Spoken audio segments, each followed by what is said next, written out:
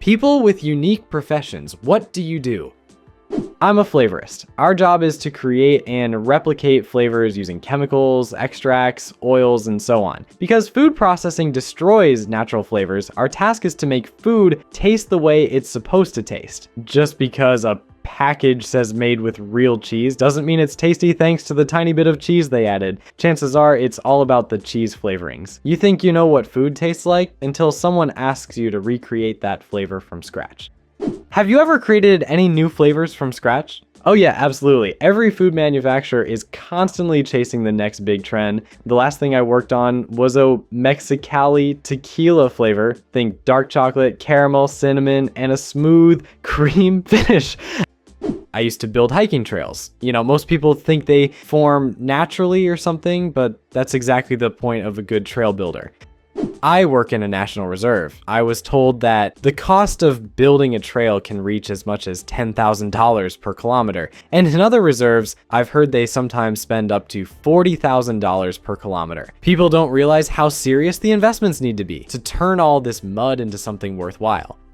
My job is somewhat like taking care of a person with disabilities, but a bit more specific. Essentially, I get paid to be my client's best friend. His disability is such that if he likes you, he acts like the coolest guy in the world. But if he doesn't, he only causes trouble. So I have to behave in a way that keeps him in a good mood at all times. I'm his main motivator, and I encourage him in every step of his life. He can spot insincerity from a mile away, so to work with him, you genuinely have to enjoy his company. And luckily, I really do like him. His previous caregivers didn't succeed with him though. I'm not sure if my answer was on topic, but I think I have a pretty unique job. I don't do this anymore, but I used to be a specialist in ocular procurement. I extracted corneas and sometimes entire eyes from recently deceased individuals and sent them for research and transplantation. The company I work for, we'll omit the name, specializes in removing TV commercials from sports bars and now private homes as well, and replacing them with practically any content the client requests. As the quality control person, my main job is to wait for commercials to start, say on ESPN, and press a button on my iPad at the right moment. This triggers our service in all the restaurants' bars by the way our software is installed in every Dave & Buster's location. For those too lazy to read, I get paid to watch ESPN and press a button on an iPad. It wasn't the only thing I did, but it was definitely the weirdest. So last winter, around Christmas time, I worked at a grocery store. My job was to walk around the produce section and sprinkle dirt on the potatoes to make them look freshly dug up from the field. And then customers would come along and brush off all my hard work.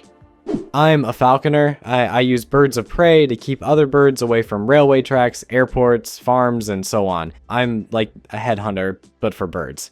I saw a post somewhere here from a guy whose job is shooting birds on airport runways. Do airports actually hire falconers, or is it too dangerous for your birds of prey?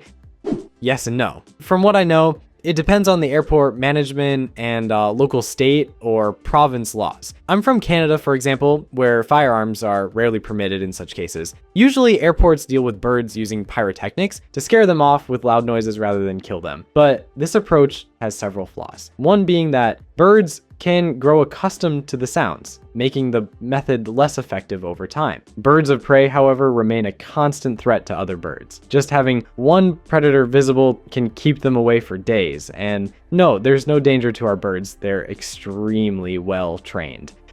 I paint stage sets for corporate events. My corporate stage designs are all around us, but they're intentionally made to blend in seamlessly. Every time a company presents at a conference or exhibition, launches a new product, or films an advertisement, they need craftsmen to build and paint sets according to specific designs. One of our biggest projects was creating the Ubisoft stage for E3 2019. Our workshop built the set, and I was responsible for painting the wooden elements. You know, anyone can slap paint on a wall, but when a brand needs its exact colors mixed and its logo applied flawlessly to any surface, that's where I come in. If the work demands scrutiny at close range, I'll prepare the surface with such precision that not even the tiniest flaw remains. The finish and sheen will match exactly what the designer specified, down to the last detail. My mom braids horses' manes and tails. No, you heard that right. Like, she doesn't breed horses, she styles their hair. This is for equestrian shows, parades, and similar events. She braids both the tails and manes. horses. It's surprisingly lucrative work because anything involving show horses comes with a hefty price tag. I work in commercial diving, underwater construction, inspections, recovering lost property. Oh, that's my domain. Most people never think about us until they need some underwater work done. But when that call comes in, my phone rings immediately. My side gig involves providing real-time captioning for phone calls when a hard of hearing or deaf person needs to make a call. I connect to their conversation and transcribe everything instantly. For those worried about automation threatening my job, don't stress, this is just a side hustle, not my main career. I only do this because I'm passionate about supporting the deaf community. These are incredible people who get far too little support from both the government and Hearing Society. I want you all to think about your last phone conversation. Now imagine not being able to hear the other person. Can you understand how much harder that would make your life? Wait, what if a deaf person decides to call a phone sex line? I'll transcribe everything verbatim. My job is to ensure the person has a complete phone conversation experience. That said, I should point out that phone sex delivered in a monotone voice does sound rather peculiar. I'm a butler. I work for a marquess at a grand estate in England's West Midlands. It always surprises me when people say they never imagined this profession actually existed. Americans are especially astonished. I'm fairly young and trying to break the stereotype that all butlers must look like Alfred Pennyworth.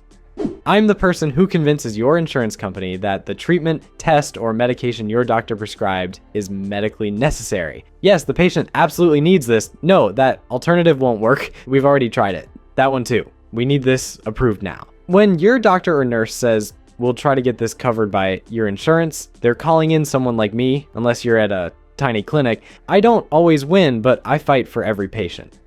I used to answer calls from people trapped in elevators across the United States. You probably think that when you press that little emergency button, you're talking to someone in your building, right? Wrong. You get connected to a person sitting in a call center somewhere in Texas. I'm a professional backup bridesmaid. The gig. If a bridesmaid bails last minute, you can call in a backup. We do everything a regular bridesmaid does, just better because we're being paid. I love this job. It's a blast, even when I don't know a soul there. Once I covered for a bridesmaid who dropped out because of the open bar, literally last minute. She claimed she'd drink too much and caused chaos. Her loss. The crowd was amazing. The bride even told everyone I was the one who set her up with her now husband. Funny thing, we became real friends and still keep in touch. They're happily married, by the way. Basically, I just watch TV all day, but actually we take old videotapes and turn them into digital archives. We work with major TV companies that have huge libraries of tapes in various formats: VHS, BETA, UMA, TIC, 1-inch, 2-inch, and so on. The magnetic tape in old cassettes gradually starts to degrade, so TV companies send us entire pallets of tapes. Our job is to record them in real time onto a computer and send the files to the client. Digitizing an entire library takes years. We have long-term clients who've been sending us several pallets of materials every month for the past 5 years, and at this rate, we'll need another 5 to finish their collections. It's surprisingly fascinating work. I didn't even know this field existed until I stumbled into it myself.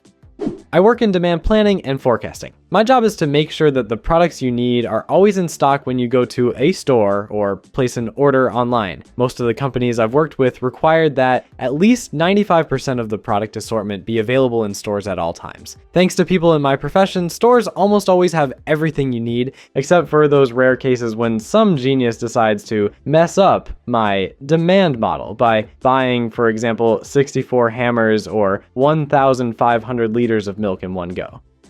I teach people how to survive in situations when they've been taken hostage. These courses are specifically designed for people who work in dangerous environments.